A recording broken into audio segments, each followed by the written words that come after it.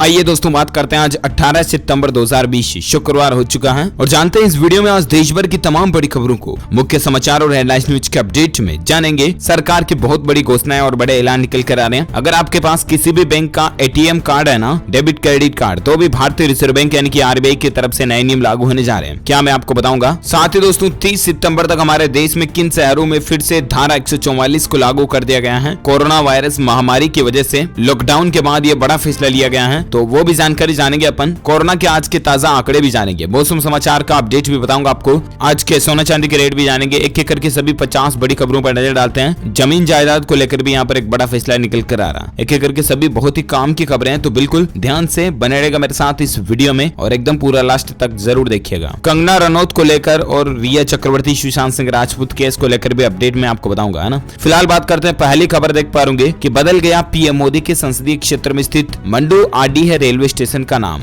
जी हाँ दोस्तों, मंडुआडीह है रेलवे स्टेशन को अब बनारस रेलवे स्टेशन के नाम से जाना जाएगा। केंद्रीय रेल मंत्री पीयूष गोयल ने कल ही ट्वीट करके ये बात की जानकारी दी है। तो करंट अफेयर्स में भी बहुत बार ऐसे पूछ लिए जाते हैं, आप ध्यान में रखिएगा इसको। चलिए साथ ही अगली खबर है कि महंगा होने जा रहा आपका ट्रेन टिकट। 1000 से ज्यादा स्टेशनों पर अब आपको यूजर चार्ज देना पड़ेगा। जी हाँ, रेल में सफर करने के लिए अब आपको ज्यादा पैसे खर्च करने पड़ सकते हैं। दरअसल रेलवे बोर्ड चेयरमैन और सीईओ विनोद कुमार यादव ने जानकारी दी है कि एयरपोर्ट्स के लिए जो वसूले जा रहे यूजर चार्ज की तरह हमारे देश में भी कुछ रेलवे स्टेशनों पर यूजर चार्ज लिया जाएगा। तो दोस्तों अगर रेलवे चार्ज लागू करती है तो कुल रेलवे स्टेशनों के 10 से 15% स्टेशनों में यूजर चार्ज लगेगा और आपको टिकट के ज्यादा पैसे देने पड़ेंगे, है ना। देखते हैं आखिर और क्या अपडेट आता है सरकार की तरफ से। ऑफिशियली मैं आपको बता दूंगा। रेलवे को लेकर और एक अच्छी खबर यह है कि चीन और जापान के बाद अब हमारे भारत में भी मैग्लेव ट्रेन दौड़ने जा रही है। घंटों की दूरी चंद सेकंड में पूरी होगी। 800 किलोमीटर प्रति घंटा की रफ्तार वाली ये ट्रेन होती है जो कि पटरी पर नहीं बल्कि हवा में दौड़ते नजर आती है। बुलेट ट्रेन से भी ज्यादा रफ्तार है। नाम है इसका मैग्लेव ट्रेन और अभी हमारे भारत में भी दौड़ने जा रही है। दरअसल इस प्रोजेक्ट के लिए सरकारी कंपनी भेल ने यूरोप की कंपनी स्विस रैपिड एजी के साथ में एक साझेदारी यानी कि पार्टनरशिप भी की है। ये समझौता पीएम नरेंद्र मोदी के मेक इन इंडिया और आत्मनिर्भर भारत अभियान को ध्यान में रखकर किया गया, यानी कि इस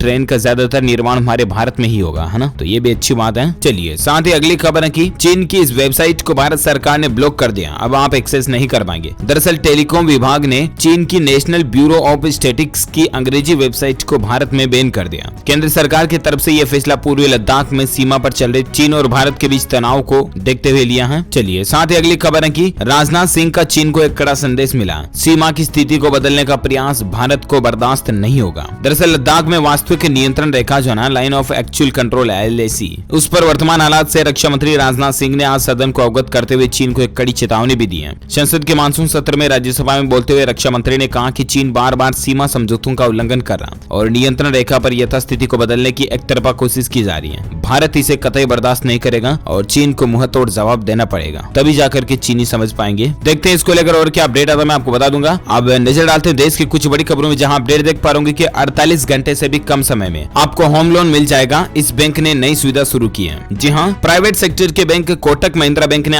ग्राहकों के लिए एक नई सुविधा शुरू की है, जिसके तहत ग्राहकों को होम लोन 48 घंटे से भी कम समय में मिल जाएगा। इसके लिए ग्राहकों को सभी डॉक्यूमेंट्स आवेदन के वक्त ऑनलाइन ही जमा कराने होंगे। अभी मौजूदा और नए कोटक ग्राहक कोटक डीजी होम लोन सुविधा के माध्यम से होम लोन के लिए आवेदन कर सकते हैं। ऑफिशियल वेबसाइट है इसकी www.kotak.com, इससे आप अप्लाई कर सकते हैं, ठीक है ना। अगली खबर है दोस्तों बैंकिंग सेक्टर को लेकर के क्रेडिट कार्ड और डेबिट कार्ड का इस्तेमाल करने वालों के लिए बड़ी खबर है। 30 सितंबर से आरबीआई के नए नियम लागू होने जा रहे हैं। कौन कौन से रूल्स लागू होंगे कार्ड होल्डर्स के लिए, तो मैं आपको बता दूं कि अगर आप भी डेबिट क्रेडिट कार्ड यानी कि एटीएम का इस्तेमाल करते हैं तो ये खबर जानना आपके लिए जरूरी है। दरअसल दोस्तों अंतर्राष्ट्रीय लेन देन, ऑनलाइन लेन देन और कॉन्टेक्टलेस कार्ड से लेन देन के लिए ग्राहकों को इसके लिए अलग से अपनी प्राथमिकता दर्ज करानी होगी। यानी कि इंटरनेशनल पेमेंट एक्टिव करने के लिए आपको बैंक को अलग से बोलना पड़ेगा या ऑनलाइन ही घर बैठे आपको जो कुछ भी है अलग से करना पड़ेगा, तब इंटरनेशनल पेमेंट चालू होगा। फ्रॉड को रोकने के लिए सरकार ये नए नियम लागू करने जा रही है। इसके अलावा आरबीआई ने बैंकों से कहा कि डेबिट और क्रेडिट कार्ड जारी करते वक्त अब ग्राहकों को घरेलू ट्रांजेक्शन की ही अनुमति दी जाएगी। इसके अलावा ग्राहक 24 घंटे 7 दिन अपनी ट्रांजेक्शन की लिमिट को भी कभी भी बदल पाएगा। तो ये कुछ कार्ड से जुड़े नियम 30 सितंबर 2020 से हमारे देश में लागू होने जा रहे हैं, ठीक है ना। चलिए अगली खबर है कि मिट्टी के बर्तन बनाने और मधुमक्खी पालने वालों के लिए अच्छी खबर है, सरकार इनकी मदद करेगी। जी हाँ, सूक्ष्म लघु और मध्यम उद्यम मंत्रालय ने गुरुवार को कहा कि उसने मिट्टी के बर्तनों को बनाने और मधुमक्खी पालन जैसी 2 गतिविधियों के लिए नए दिशा निर्देश जारी किए गए हैं। इसमें कहा गया है कि मिट्टी के बर्तन बनाने की गतिविधि के लिए सरकार मिट्टी के बर्तनों को बनाने की चक्के, कूथने वगैरह इस तरह के उपकरण में भी कुम्हारों की सहायता करेगी सरकार। कुल मिलाकर के छोटे छोटे काम धंधे करने वाले जो गरीब लोग हैं ना, उनको सरकार फायदा देने के लिए ये नई योजना बना रही है। चलिए साथ ही अगली खबर है, 37 लाख लोगों के राशन का हुआ जुगाड़, सरकार ने शुरू की अन्नपूर्णा योजना। दरअसल हाल ही में आपको पता होगा मध्य प्रदेश राज्य में अन्नपूर्णा योजना शुरू हुई थी और इसके तहत 37 लाख लोगों को सरकार सस्ता राशन मुहैया कराने की प्लानिंग बना रही है। ये वे लोग होंगे जिनके पास राशन कार्ड भी मौजूद नहीं है। योजना में लाभार्थियों को 5 किलो चावल या गेहूं और 1 रुपए किलो नमक मिलेगा। हर लाभार्थी को 5 किलो अनाज प्रति महीना भी मिलेगा। तो ये मध्य प्रदेश राज्यों के लिए सरकार की एक नई और अच्छी स्कीम है। चलिए साथ ही अगली खबर है कि शिक्षा और स्वास्थ्य सुविधाओं में 174 देशों में 116वें नंबर पर है हमारा भारत।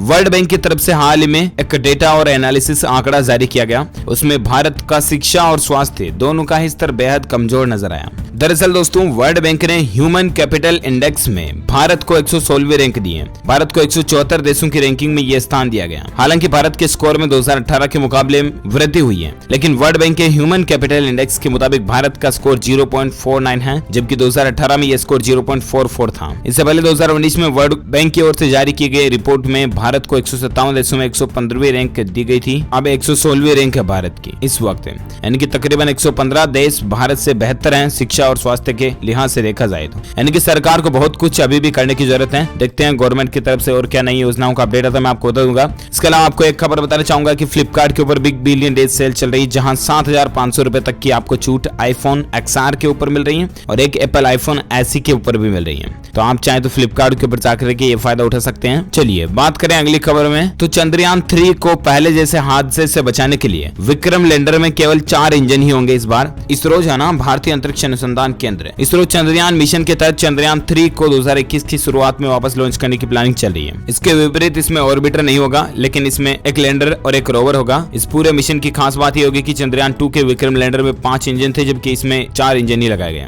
तो ये इसरो नई प्लानिंग के साथ में वापस 2021 में चंद्रयान मिशन लॉन्च करने जा रहा। बेस्ट ऑफ लक हम सभी की तरफ से इनको। अच्छा दोस्तों, कल आपको पता होगा कि माननीय प्रधानमंत्री नरेंद्र मोदी जी का जन्मदिन था, यानी कि बर्थडे था, राइट। इस दौरान क्या क्या हलचल हुई, क्या क्या देखने को मिला, किस तरह से बर्थडे सेलिब्रेट हुआ, इसको लेकर कुछ अपडेट्स मैं आपको बताता हूं। तो दरअसल पीएम मोदी के 70वें जन्मदिन पर मंगल कामनाओं की जड़ी से लग गई। राहुल गांधी से लेकर अरविंद केजरीवाल तक ने भी दुआएं दी हैं। आप देख सकते हैं कि बड़े बड़े नेता गण नेता ने ट्वीट कर रखे हैं। यहाँ पर राहुल गांधी ने भी लिखा कि wishing PM Narendra Modi ji a happy birthday. वहीं अरविंद केजरीवाल लिखते हैं दोस्तों की wishing you a very happy birthday sir, I pray for your long and healthy life. इसके अलावा इतना ही नहीं दोस्तों, दुनिया भर के तकरीबन 18 देशों के प्रमुखों ने पीएम मोदी को जन्मदिन की बधाई दी थी। तो ये भी अच्छी बात है, हमारे भारत के लिए बड़े ही गौरव की बात है। यहाँ तक कि जर्मनी की चांसलर ने पीएम मोदी को नरेंद्र कहकर संबोधित किया। लेटर लिख करके उन्होंने शुभकामनाएं भी दी हैं। ये तस्वीर भी आप देख सकते हैं स्क्रीन पर। अच्छा, इसके अलावा कंगना रनौत ने पीएम मोदी को बर्थडे विश भी बोला और बोली कि इससे पहले किसी प्रधानमंत्री को नहीं मिला इतना प्यार। सलमान खान वगैरह ने भी, बॉलीवुड के स्टार्स ने भी कई सारी शुभकामनाएं दी।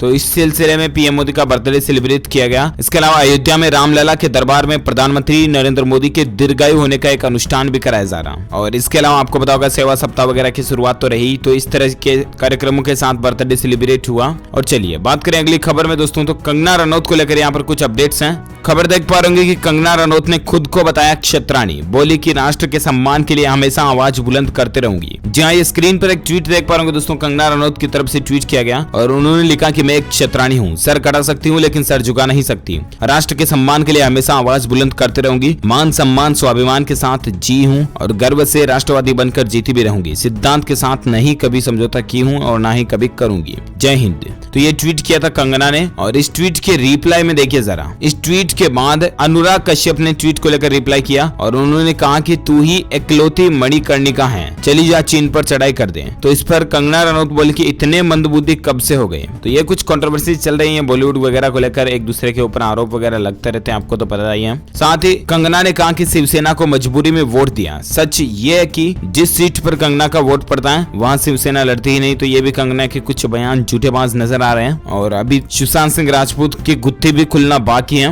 मीडिया रिपोर्ट्स आ रहे हैं दोस्तों की एम्स की फोरेंसिक टीम अगले सप्ताह सीबीआई की रिपोर्ट सौंपेगी और देखते हैं दोस्तों कि अगले सप्ताह संडे तक या मंडे तक कुछ न कुछ सुशांत केस को लेकर कोई खुलासा देखने को मिल सकता है। जो कोई भी अपडेट आएगा मैं आपको बता दूंगा। वहीं अब बात करें मौसम समाचार को लेकर तो खबर है दोस्तों कि अभी गया नहीं है मौसम, मानसून अभी गया नहीं है। कुल मिलाकर के मौसम विभाग की चेतावनी है कि अगले 24 घंटों में यहाँ भारी बारिश होगी। जी हाँ, संपूर्ण भारत के आज 18 सितंबर के मौसम पूर्वानुमान की अगर बात करें दोस्तों तो आगामी 24 घंटों के दौरान उप हिमालय, पश्चिम बंगाल, सिक्किम, असम और मेघालय में कुछ जगहों पर भारी बारिश हो सकती है। इसके अलावा अरुणाचल प्रदेश, कोंकण और गोवा के कुछ हिस्सों में, साथ ही दक्षिणी मध्य महाराष्ट्र और बिहार के कुछ भागों में हल्की से मध्यम बारिश की संभावना है। इसके अलावा अंडमान और निकोबार द्वीप समूह, तटीय कर्नाटक, उत्तरी आंतरिक कर्नाटक, केरल, तमिलनाडु, आंध्र प्रदेश के कुछ जगहों पर, तेलंगाना, लक्षद्वीप, पूर्वी उत्तर प्रदेश, मध्य प्रदेश के कुछ हिस्सों में, दक्षिण पूर्वी राजस्थान और शेष पूर्वोत्तर भारत में हल्की से मध्यम बारिश की संभावना है। उड़ीसा, गंगे, पश्चिम बंगाल, विदर्भ, मराठवाड़ा, गुजरात में भी हल्की फुल्की बारिश हो सकती है। तो ये रहे आज के मौसम समाचार वेदर न्यूज अलर्ट और आइए नजर डालते हैं सराफा बाजार में क्या अपडेट चल रहा। तो सराफा में सोने की कीमतों में 404 रुपए की गिरावट आई, ठीक है ना। और उसके बाद अभी सोने का रेट चल रहा है 51,420 रुपए प्रति 10 ग्राम। वही चांदी में 981 रुपए की गिरावट आई और 67,800 रुपए प्रति किलोग्राम चांदी का रेट चल रहा। आइए अब बात करते हैं दोस्तों की कोरोना वायरस को लेकर क्या ताजा अपडेट और आंकड़े आ रहे हैं। तो सबसे पहले कोरोना को लेकर खबर है कि कर्नाटक बीजेपी के नेता और राज्यसभा सांसद अशोक गस्ती जी का निधन हो चुका। कोविड-19 के चलते उनका इलाज चल रहा था। हम उनकी आत्मा की शांति के लिए प्रे करते हैं। और एक खबर है कि दिल्ली के एलएनजेपी अस्पताल में कोविड-19 संक्रमित बच्चों के लिए कुछ खास हैप्पीनेस वार्ड तैयार किया।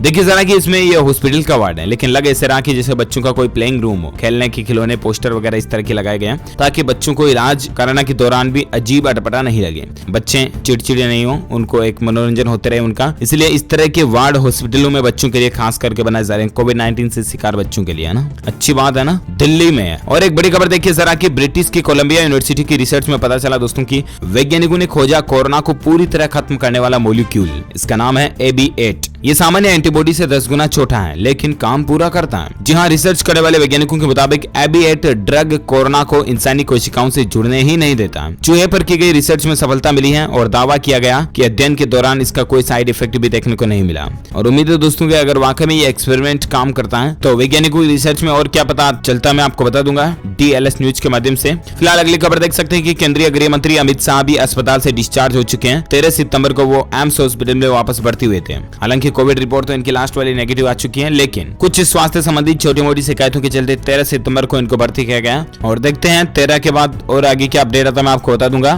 फिलहाल अगली खबर देख सकते हैं कि कैंसर को हराने वाले युवराज सिंह ने छेड़ी कोरोना के खिलाफ एक जंग। आम लोगों की मदद कर रही है। दरअसल कोरोना काल में वायरस के खिलाफ जंग लड़ने के लिए समाज के हर वर्ग के लोग अपने अपने तरीके से जुटे हुए हैं और इस कड़ी में दिग्गज क्रिकेटर युवराज सिंह ने भी अपना करियर यानी कि कोरोना वॉरियर बनकर मुस्तैदी से जुटे हुए हैं। वे अपने हेल्थ स्टार्टअप के साथ लोगों को भी मदद कर रहे हैं। अच्छी बात है। वैसे आप मुझे नीचे कमेंट करके बताइएगा दोस्तों कि आपका सबसे फेवरेट क्रिकेटर खिलाड़ी कौन है, कमेंट करके बताइएगा मुझे जरूर। चलिए फिलहाल अपन आगे बढ़ते हैं अगले अपडेट में दोस्तों। तो देश की आर्थिक राजधानी मुंबई में कोरोना ने तबाही मचा रखी है और इसके चलते वापस पूरी मुंबई में धारा 144 लागू कर दी गई है। जानकारी मिली दोस्तों कि पूरे शहर में 30 सितंबर तक के लिए धारा 144 लागू रहेगी, यानी कि ज्यादा भीड़ इकट्ठी नहीं हो सकेगी। 3-4 लोग एक साथ एक जगह पर गुट में बातचीत नहीं कर पाएंगे, वरना पुलिस फिर वापस डंडा रखना शुरू हो जाएगी। तो आप रूल्स को जरूर फॉलो करते रहें। फिलहाल देश में केवल मुंबई में ही धारा 144 लागू की गई है और कहीं पर नहीं है, होगी तो मैं आपको बता दूंगा।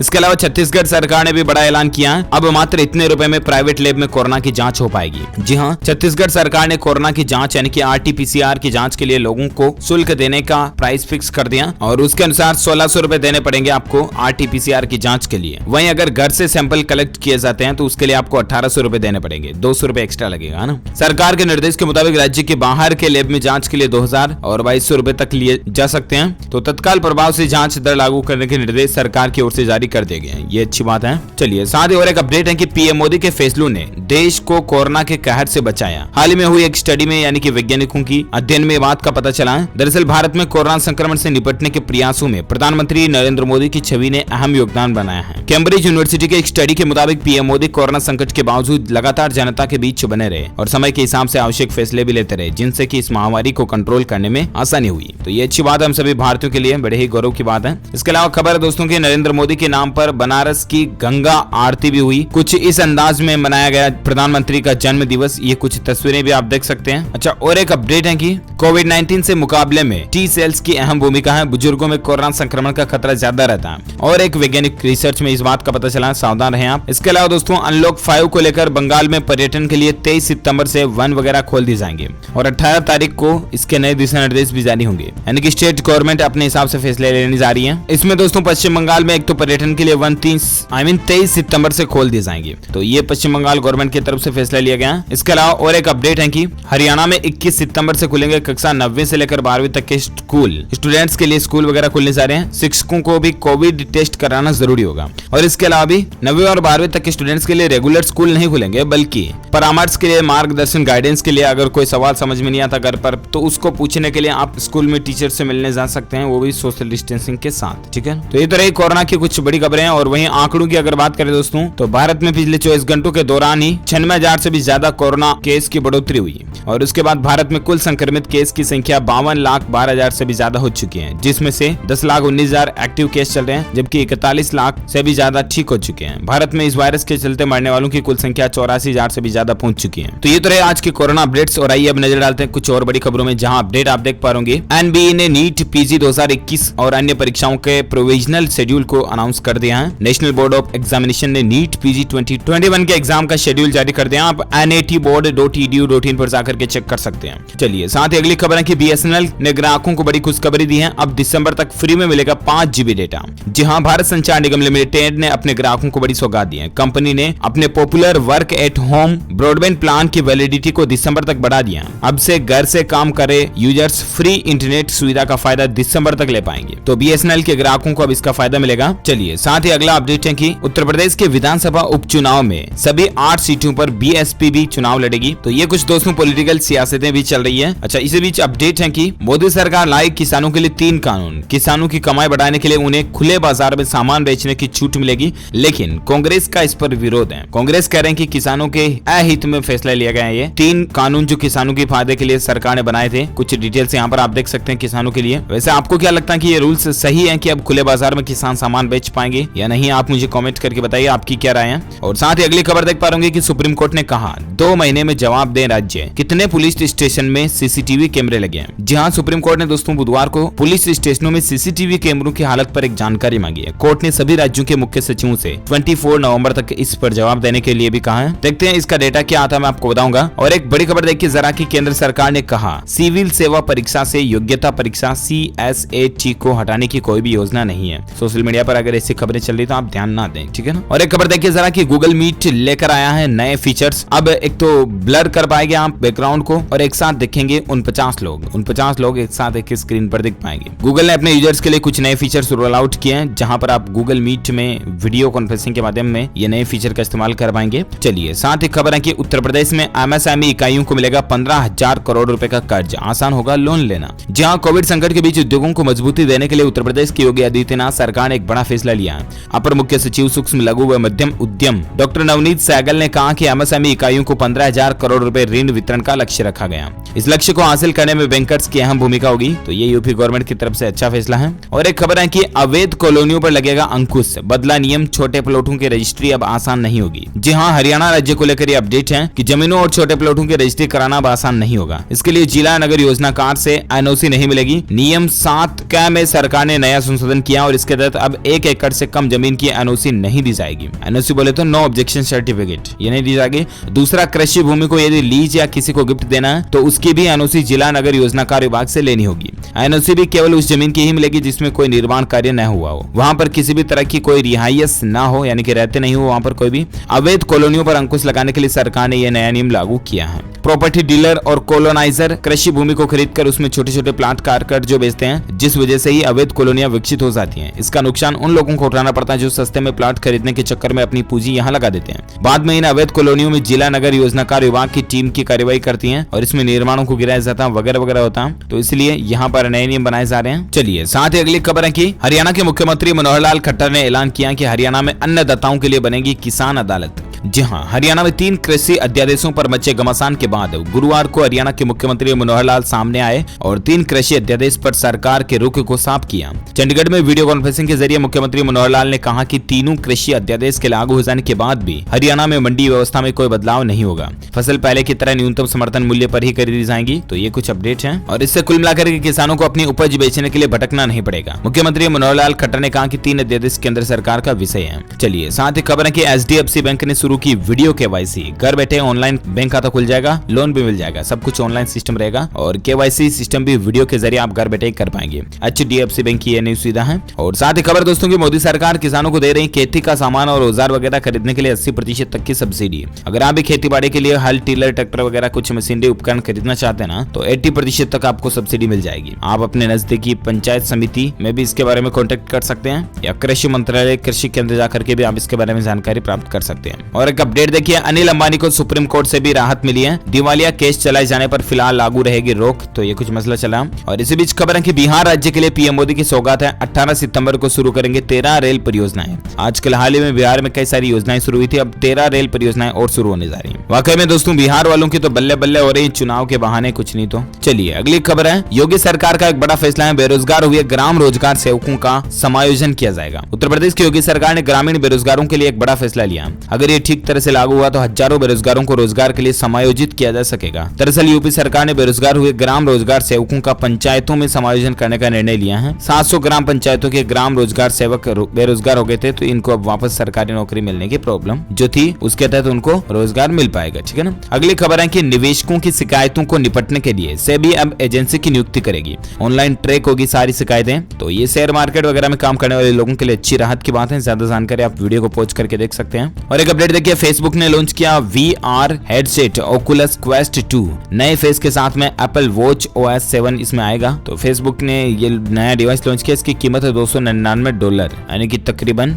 21-22 जो भी हजार रुपए हैं। चलिए साथ ही खबर है कि बड़ी खबर देखिए, इस वजह से सेब की कीमतों में भारी गिरावट देखने को मिली, आधे ही हो गए दाम। दरअसल आम आदमी के लिए एक बड़ी राहत की बात है कि थोक बाजारों में सेब की कीमतें गिरकर आधी रह गई हैं। मीडिया रिपोर्ट्स की माने दोस्तों तो अच्छी गुणवत्ता वाले सेब की कीमत गिरकर 50 से 40 रुपए प्रति किलो ही रह गई है, क्योंकि जम्मू कश्मीर और हिमाचल प्रदेश की सप्लाई बढ़ने की वजह से कीमतें गिरी हैं। वहीं डिमांड में भी गिरावट आई, इसलिए प्राइस डाउन हुई है। चलिए साथ ही खबर देखिए कि नीति आयोग के CEO ने कहा कि प्राइवेट ट्रेन चलाने से बंद नहीं होगी रेलवे, हर किसी को फायदा होगा। रेल मंत्रालय का भी ये कहना है कि दोस्तों प्राइवेटाइजेशन करने का मतलब ऐसा नहीं कि इंडियन रेलवे पूरी तरह से गायब हो जाएगी, ऐसा नहीं है। कुछ ट्रेनों को प्राइवेट किया जा रहा है ताकि लोगों को व्यवस्थाएं अच्छी मिल सके, है ना। और एक खबर है कि अब डायमंड ज्वेलरी के बदले भी आपको लोन मिल पाएगा। मंगल क्रेडिट एंड फिनकॉर्प ने गोल्ड लोन मार्केट में प्रवेश कर लिया और इस कंपनी के जरिए आप गोल्ड या डायमंड ज्वेलरी के बदले भी लोन ले सकते हैं। चलिए साथ ही खबर है कि 2027 तक 7 इलेक्ट्रिक कार पेश करेगी किया मोटर्स। अगले साल आएगा CV मॉडल। तो ये किया की प्लानिंग है। और एक खबर देखिए, ICMR ने इंडियन मेडिकल ग्रेजुएट्स के लिए लॉन्च किया ऑनलाइन कोर्स, जिसमें 40 वीडियो लेक्चर होंगे। तो ये मेडिकल साइंसेज की स्टडी करने वाले स्टूडेंट्स के लिए बड़ी खबर है। आप ज्यादा जानकारी स्क्रीन पर वीडियो को पॉज करके देख सकते हैं। इसके अलावा दोस्तों महाराष्ट्र सरकार ने बाला साहेब ठाकरे के नाम पर दुर्घटना बीमा योजना की भी शुरुआत की है।